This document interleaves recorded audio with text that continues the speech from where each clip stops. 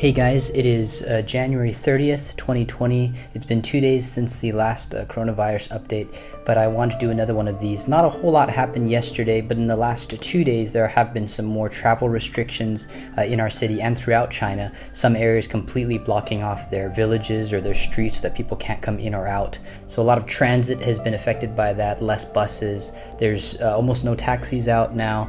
Some subways lines have stopped, and so on and so forth. So that means that some people are stranded in their hometowns for Chinese New Year's. A lot of people go home to their hometowns and now they're having trouble coming back. That's probably the biggest way we've been affected. In our area, one thing that I had been worried about last time I did a video was the food supply, whether that was going to see a shortage, but so far we seem to be okay. However, in other areas, keeping in touch with friends, it seems that there are some places that it's becoming difficult to buy groceries. So people are starting to stock up on non-perishables, on instant noodles, those kind of things, because they don't know what the future is going to hold, whether this thing will blow over in another week or two, or whether it's going to continue to get more and more difficult. So that's kind of how we're being affected now.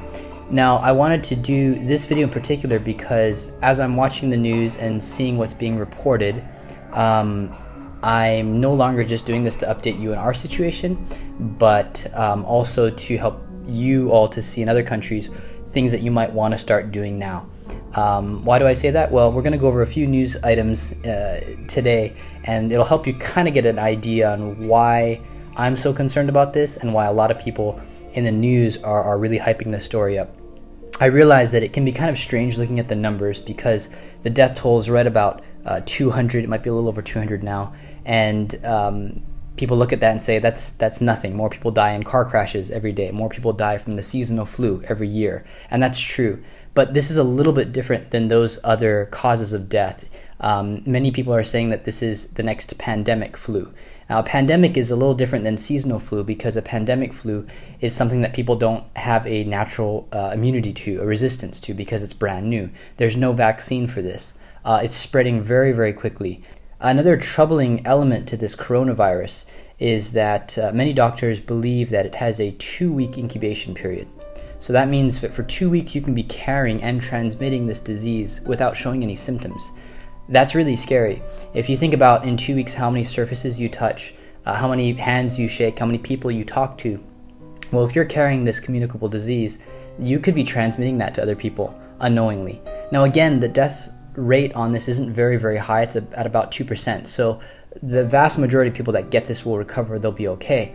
However, there are people that will get it and not be okay. And so thinking about that and keeping that in mind is a reason that we really want to be careful. And we'll get into that a little bit later about specifically what we can do.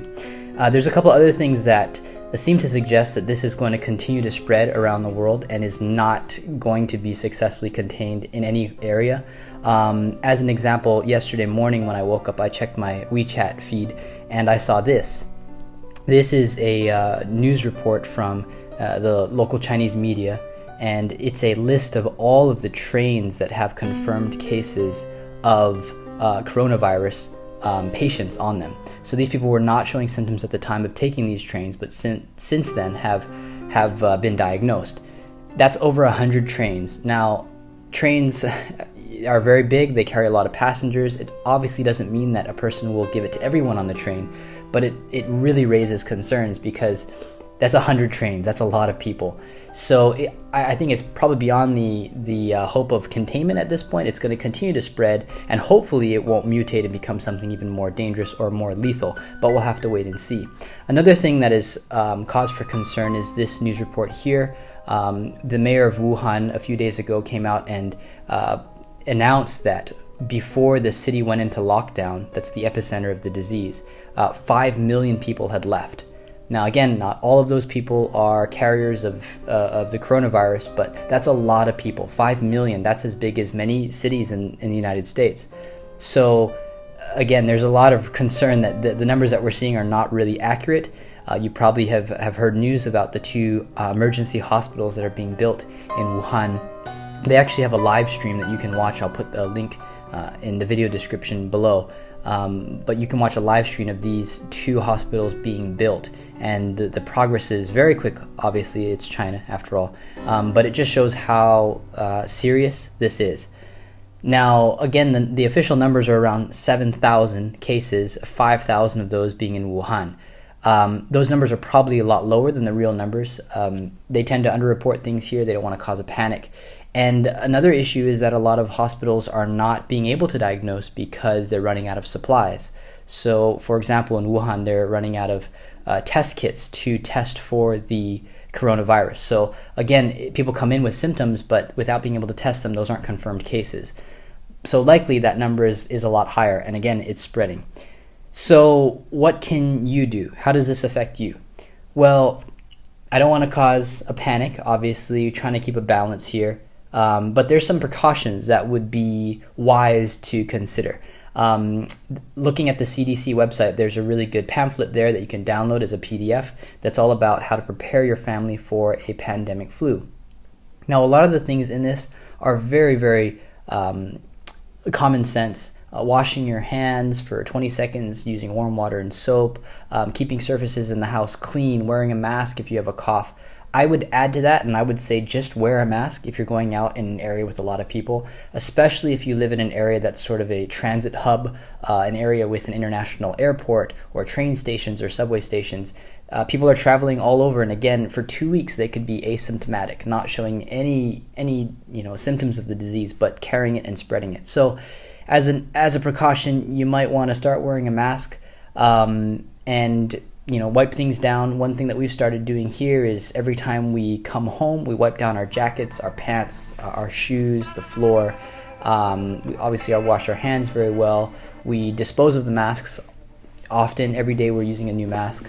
And even when I buy groceries outside, I'll wash all the vegetables and the fruits in hot water, and then I will wipe containers like juice containers, milk containers, all that sort of thing down with antiseptics. So is this being a little extreme? It might be going a little overboard, but again, I'm not thinking so much about my health. I think I'll be okay if I get it, but I don't want to transmit it to someone else. We have friends here that just had a baby. We have others that have elderly parents, and we certainly don't want to give that to them and cause any other problems down the road.